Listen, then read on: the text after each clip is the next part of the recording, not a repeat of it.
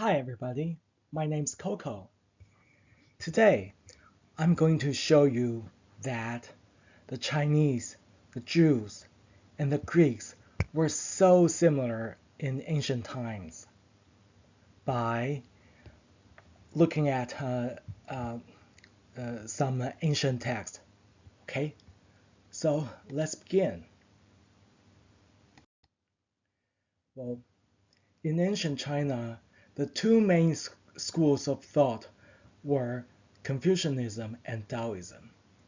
And we can see Confucianism in Jewish culture. For example, Psalms 126:5. Those who sow with tears will reap with songs of joy.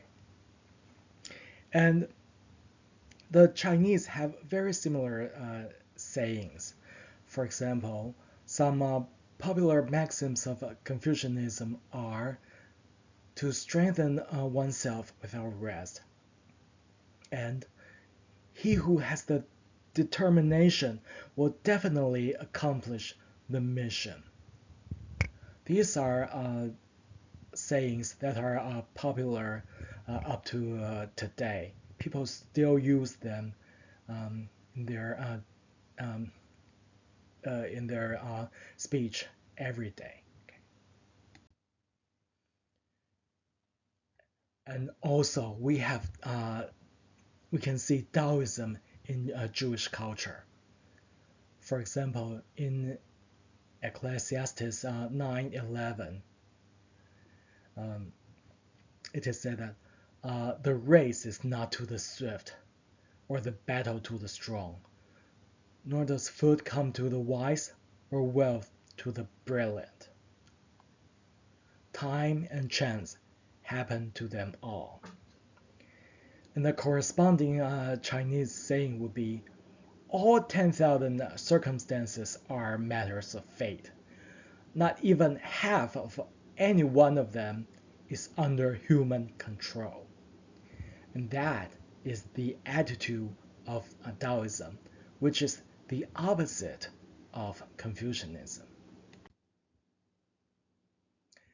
And there's also Taoism in quasi-Jewish culture. I say quasi because uh, this next text comes from the Romans. So it is not ancient Greek or ancient Jewish culture anymore. It's a synthesis of ancient Jewish and Hebrew culture. Okay, but Romans 9:20 uses a pottery as a metaphor. Okay, um, it says, does not the potter have the right to make out of the same lump of clay some pottery for special purposes and some for common use? And in Chinese, it's metallurgy. Um, the corresponding Chinese passage comes from Zhuangzi in the chapter Grand Master. Okay, so the grand blacksmith cast molten metal into the mold, and the molten metal cannot surge and say anything to the grand blacksmith.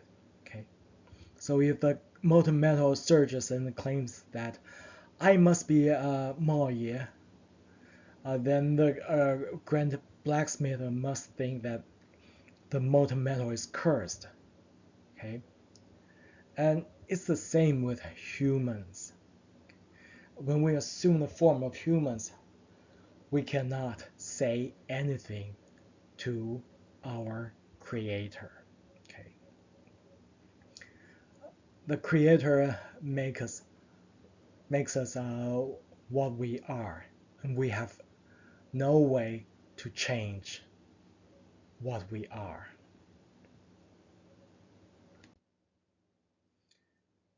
And now let's turn to the Greeks. And we can also find Confucianism in Greek culture. for example, um, there was Protagoras. He was a sophist, which is uh, and that means a brilliant debater. And he says that young man, you will gain this by coming to my classes, and then you will go home a better man, and on the day after that, you will be the same every day. You will have some gain. Okay, and a corresponding saying uh, comes from the motto on the bathtub of a Chinese king 3,000 years ago. Okay, it says that if something could be new today, it could be new every day, and it shall be even newer with each passing day. So this is a popular saying up to today, and its purpose is to encourage people to work hard. And uh, and we also we can also see agnosticism in Greek culture. Again, from Protagoras. Okay, he says that well, about the gods, I'm not able to know whether they exist or not, because uh, many things prevent the knowledge about the gods. For example, the obscurity of the subject matter and the brevity of human life. And Confucius says the same thing. He says that if we cannot serve humans, how can we serve ghosts? If we don't know life, how can we know death? Okay, so Confucius and Protagoras have the same attitude toward divine power. Okay, and when it comes to politics, the Greeks and the Chinese are even more similar. For example, Aristotle says that the main concern of politics is to engender a certain character in the citizens and make them good and perform noble actions. He also says that a city is excellent by its citizens being excellent. Okay. Whereas Confucius says that govern with virtue and also lead the people with virtue and organize them with respectful conduct. And in addition to developing a sense of shame, they will bring order to themselves. And this similarity was first noticed by Catholic missionaries to China 400 years ago.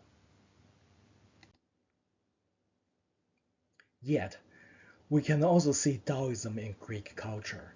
For example, among the historians. Okay.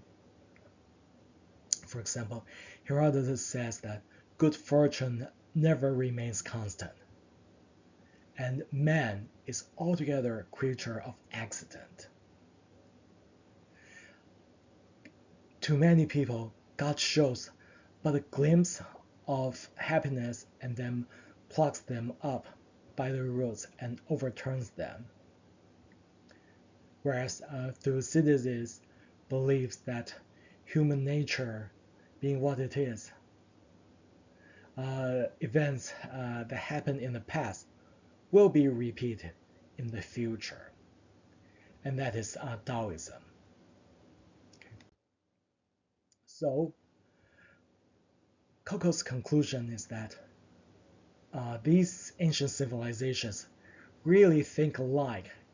It's probably because there are only so many questions in life, so that they come to the same conclusions.